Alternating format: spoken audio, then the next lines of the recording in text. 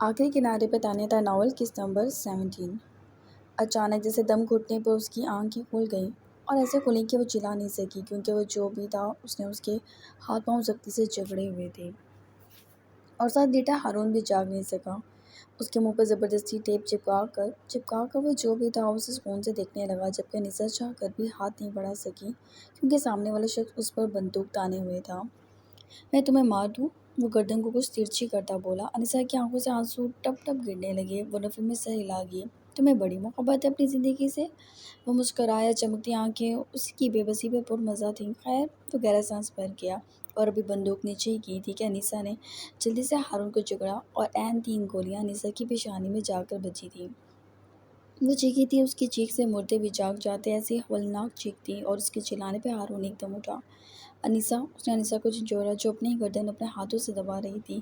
انیسہ، وہ چلایا جبکہ انیسہ نے پٹ سے آنکھیں کھول دیں۔ بیزاد، اس نے مجھے گولیاں مار دی، ہارون، اس نے میرے سر میں 3 گولیاں ماری ہیں۔ وہ یہیں تھا، ابھی کچھ دیر پہلے وہ مجھ سے بات کر رہا تھا۔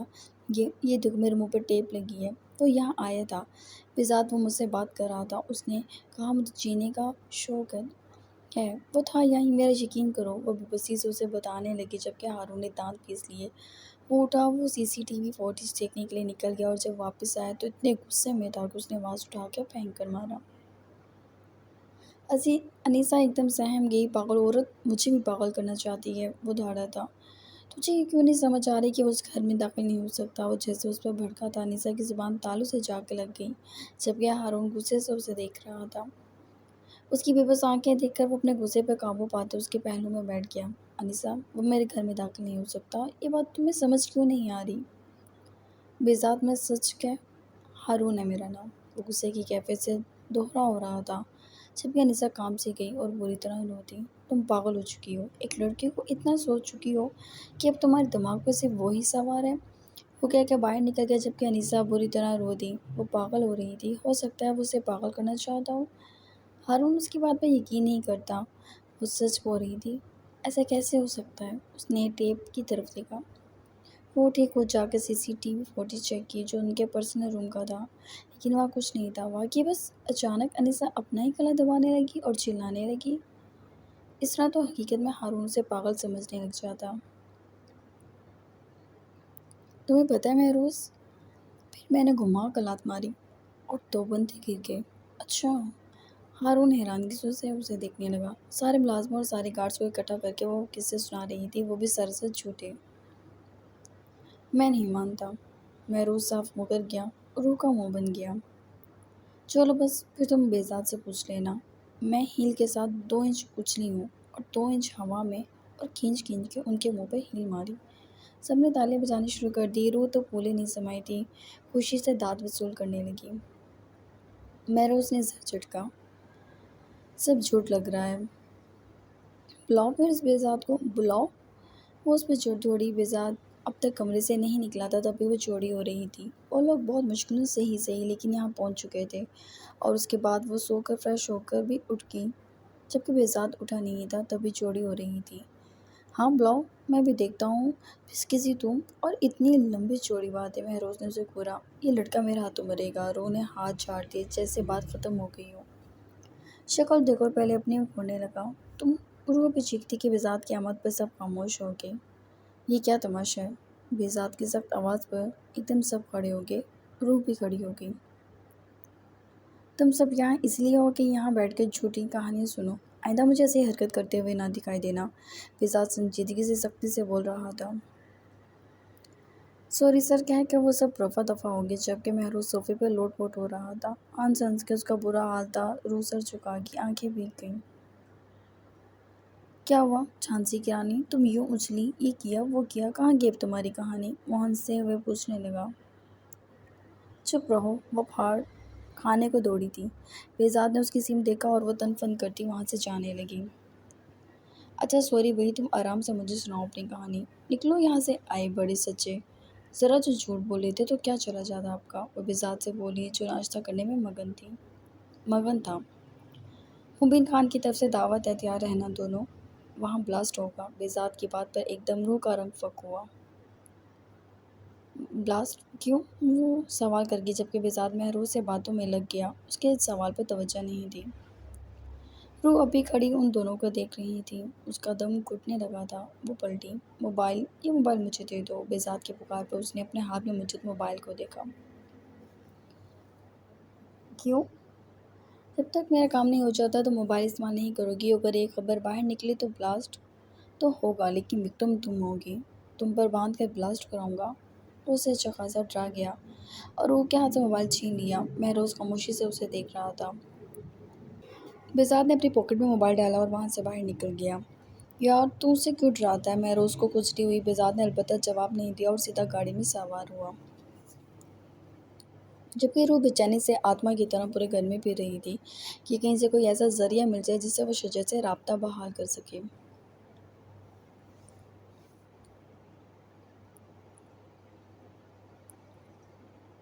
جینسی، کیا تمہارے پاس موبائل ہے؟ وہ کچن میں کام کر رہی تھی۔ اور بھی ملازمائیں تھیں۔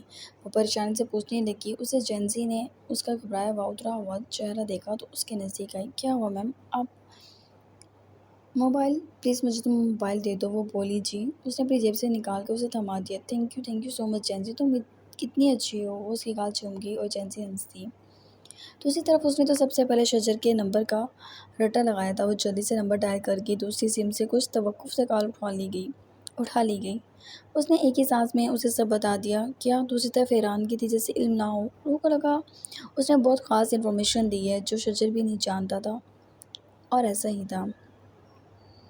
ٹھیک ہے، میں دیکھتا ہوں۔ تم اس کے ساتھ اس پارٹی میں جانا اور اپنی سیفٹی کے لیے جو چیزیں دی ہیں انہیں استعمال بھی کرنا ہے۔ شجر نے سمجھایا تو روح سر ہلا گئی اور شجر کال کٹ کر گیا۔ وہ لوگ واپسی کے سفر پر تھے۔ اتنی دلیری سے بزاد روح کو اتنی بڑی بات بتا کر کیسے جا سکتا تھا؟ وہ کچھ حیران تھا۔ پلوشا نے بھی اس کے چہرے کی پریشانی دیکھی، لیکن اسے اتنا برا لگ رہا تھا کہ اسے دیکھنے کا بھی دل نہیں کر رہا تھا۔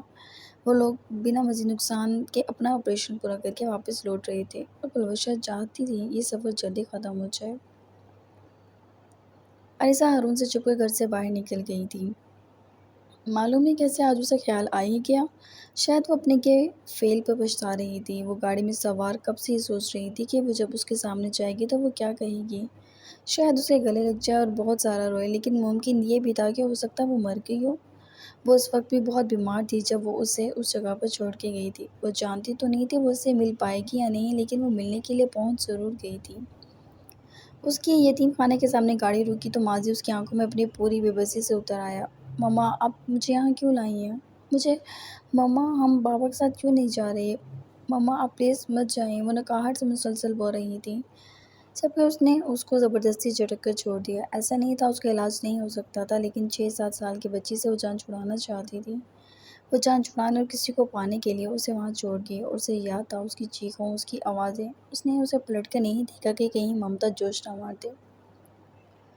وہ اندر داخل ہوگی۔ وقت ایسا ایک سا نہیں رہتا، ہر چیز بدل جاتی ہے۔ وہ اندر آئی اور اس نے ریسیپشن پر یہاں کی ہیڈ سے ملنے کی بات کی۔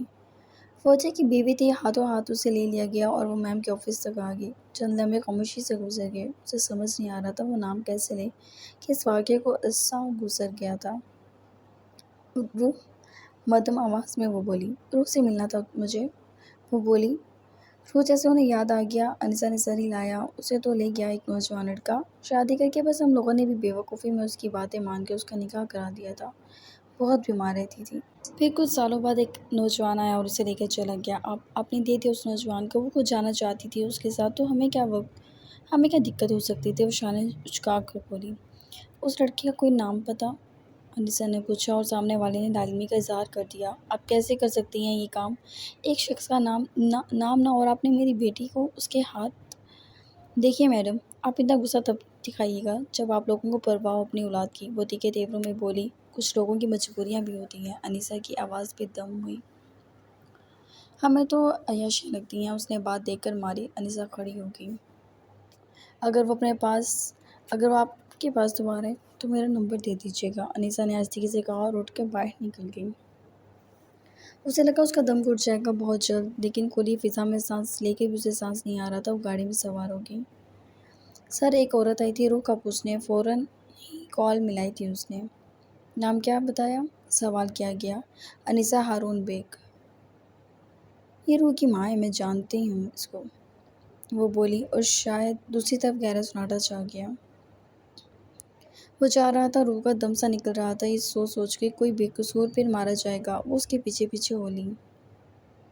بہزاد نے رک کر اسے دیکھا۔ کیا؟ اس کے سوال پہ روح نے بلا وجہ دانت دکھائے۔ میں بھی ساتھ چلوں پلیز؟ باتھ روم جا رہا ہوں، چلنا ہے واقعی؟ وہ واش روم کی طرف اشارہ کرتے بولا۔ روح کو تو نہ نظر آیا کوئی باتھ روم۔ بہزاد نے ایک تصویر پر ہاتھ مارا اور باتھ روم کھل گیا۔ روح کا دل کیا کوئی چیز مارے اس آدمی کے سر پر۔ ہر چیز ہڈن، واش روم بھی، لائک سیریسلی؟ وہ نفی میں سر ہلا گئی۔ کیوں؟ وہ سینے پر ہاتھ باندھے اسے دیکھنے لگا۔ نہیں، میں نے تو وہاں جانے کا کہہ رہی تھی۔ ابھی تم کہہ رہی تھی آج شاور لینا ہے مجھے بھی۔ آپ گھٹیا 2 نمبری انسان ہے۔ میں تو تم تو آئی برو جھکا کے پاکٹس میں ہاتھ ڈالے بولا۔ وہ تو میں بس وہ نہیں کہہ رہی تھی، وہ بولی ذرا شرمندگی سے۔ لیکن مجھے تو وہی لگا، وہ معصومیت سے بولا۔ ارے نہیں، آپ میرے ٹائپ کے نہیں ہیں۔ وہ گردن نفی میں ہلاتی موڑی۔ ویٹ، میں نے کہا نہیں کہ جاؤ، یہ تمہاری ٹائپ کون سی ہے؟ وہ آئی برو جھکاتا سوال کرنے لگا۔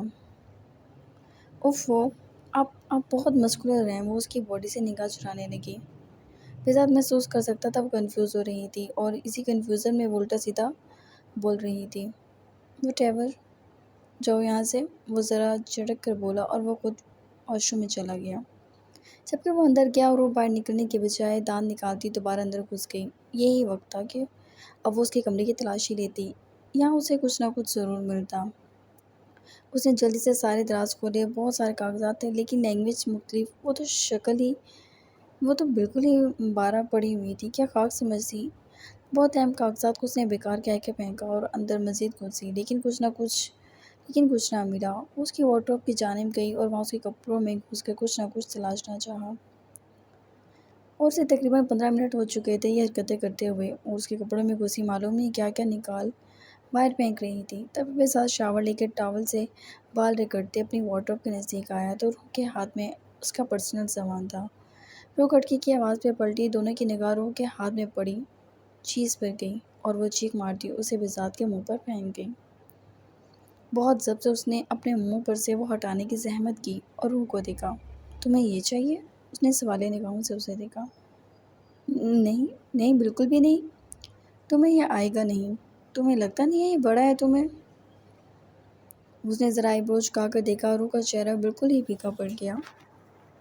استغفر اللہ، میں تو… وہ باہر بھاگنے لگی کہ بات بن نہیں پا رہی تھی، اور بہزاد نے غصے سے اس کا نازک بازو پکڑا اور اسے دیوار پر دھکیل دیا۔ روح نے سانس حلق میں اتارا اور سب خوفزدہ آنکھوں سے اسے دیکھنے لگی۔ زیادہ چلا کے نہیں، وہ اسے وارن کرنے لگا، اور روح کا سانس اٹک گیا، وہ دل پر ہاتھ رکھ گئی۔ میں تو… کیا منمنا رہی ہو بکری کی طرح؟ وہ بھڑکا اور نظریں جھکا گئی۔ آئندہ میرے کمرے میں مت آنا۔ ویسے وہ اسے گھورتا سوال پہ آ کر رکا اور پھر نفی میں سر ہلا گیا۔ آؤٹ، اس نے سنجیدگی سے کہا۔ میں… آؤٹ، وہ بلند آواز میں بولا، اور وہ ہارن نکالتی باہر نکل گئی۔ اس نے کی انسلٹ کی تھی، بلا وجہ وہ باہر آئی اور گھر سے ہی نکلنے لگی کہ گارڈ نے روک دیا۔ سر نے آپ کا باہر نکلنا بند کیا ہے، تمہارے سر کا سر پھاڑ دوں گی، زیادہ فری نہ ہونا مجھ سے۔ وہ گال رگڑتے آگ بگولا ہوئی، جبکہ اپنے ٹیرس سے بہزاد سگریٹ کے 2 گہرے کش لگاتا یہ سب دیکھ رہا تھا۔ نہیں میم پلیز۔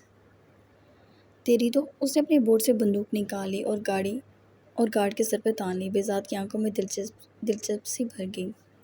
دروازہ کھولا، وہ اتنی کانفیڈنس میں بولی تھی کہ بہزاد بھی داد دینے لگا اور گارڈ کو 4 نہ 4 کھولنا ہی پڑا۔ وہ باہر نکلی اور جھٹکے سے مڑی۔ وہ سگریٹ منہ میں رکھے ہاتھ سے تالی بجاتا اسے داد دینے لگا، جبکہ روح نے کافی غصے سے دیکھا تھا اور پھر باہر نکل گئی۔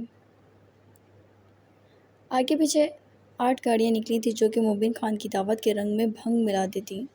روح کہاں تھی فی الحال اسے علم نہیں تھا، لیکن سیاہ رات میں ایک لڑکی کو بیکار میں روڈ پر پھرتے دیکھ اسے یقین ہو گیا کہ یہ وہی ہے۔ اس کے کارز اس کے آگے پیچھے تھے، تبھی فی الحال کوئی نقصان نہیں ہوا تھا۔ اس نے گاڑی اس کے قدموں میں روکی، آنکھیں سکیڑ کے روح نے دیکھا تھا۔ بیٹھو گاڑی میں، بہزاد بولا۔ کبھی نہیں، اس نے دانت پیسے اور آگے چلنے دی۔ روح بیزاد مٹھیاں بھیج گیا جبکہ روح 3 گاڑیاں چھوڑ کے چوتھی گاڑی میں سوار ہوگی۔ بیزاد کو کچھ تسلی ہوئی اور اس نے آگے چلنے کے لیے کہا، لیکن گاڑیاں آگے نہیں جا رہی تھیں۔ اب اس کا ٹیمپل جوش ہو رہا تھا۔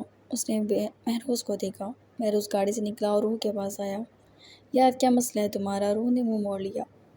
روح دیکھو بعد میں کر لینا یہ تماشے، ابھی ہمیں ارجنٹ ہے۔ اور روح کے دماغ نے فوراً حرکت کی۔ اگر یہ لوگ وہاں نہیں پہنچیں گے تو کوئی بلاسٹ نہیں ہوگا، نہیں جائیں گی کوئی گاڑی آگے۔ روح، مہروز نے غصے سے اسے دیکھا۔ روح ابھی جواب بھی دیتی کہ بیزاد نے اس کے کندھے پر ہاتھ رکھا، آنکھوں میں سختی تھی۔ مہروز دور ہو گیا۔ کیا چاہتی ہو؟ وہ جھک کر پوچھنے لگا۔ بتاؤ مانو گے آپ؟ وہ پرشوق نگاہوں سے دیکھنے لگی۔ بیزاد کا ٹیمپل دکھا اور سر ہلا گیا۔ گاڑی سے اتر جائیں، پیدل آئیں، ہم گاڑیوں میں آئیں گے اور میری نظر آپ پر ہے۔ اس نے گاڑی کی روف کھولی اور اوپر کھڑی ہوگی۔ بیزاد دونوں ہاتھ اٹھا کے گہرا سانس بھر گیا۔ مہروز کو البتہ غصہ آ گیا۔ ان مشکلوں سے بہت اہم ان کا کام تھا جس پہ بیزاد کی نگاہ کم ہوتی جا رہی تھی۔ مہروز غصے سے بیزاد کو دیکھنے لگا جس نے اس کی بات مان لی، اور مہروز آگ ببولا ہوتا اپنی گاڑی ان کی گاڑیوں کے بیچ سے نکال لے گیا۔ جبکہ روح تو کیا بیزاد کو بھی فرق نہ پڑا۔